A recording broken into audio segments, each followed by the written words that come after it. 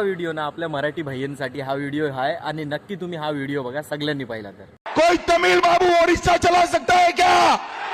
मैं आपको विश्वास दिलाता हूं, भाजपा सरकार बना दो, ओडिशा का ही युवा मुख्यमंत्री, ओडिया बोलने वाला मुख्यमंत्री यहां पर शासन करे। बघितलं का, अमित शहाला ओडिसामध्ये जो ओडिसा भाषेमध्ये बात करतो तो पाहिजे तिकडचा मुख्यमंत्री, आणि तिकडचे स्थानिक लोक तिकडे सत्तेमध्ये पाहिजेत। मग महाराष्ट्रामध्ये महाराष्ट्राचा महापौर हा प्रप्रांतीय का होणार? महाराष्ट्रामध्ये मीरा भाईंदरचा महापौर हा प्रप्रांतीय का होणार? महाराष्ट्रामध्ये मराठी भाषा इम्पॉर्टंट नाही, इथे हिंदी इम्पॉर्टंट दिली जाणार का? कशाला भाषावाद कशाला करता? आता अमित शहानी भाषावाद केलं तिकडे, भाजप सरकारनेच केलं ना, तर मग ते बोललेलं योग्य। आणि जेव्हा मराठी माणूस मराठी भाषेसाठी मराठी मुलांसाठी जर एखादा माणूस लढत असेल तर तो चुकीचा का?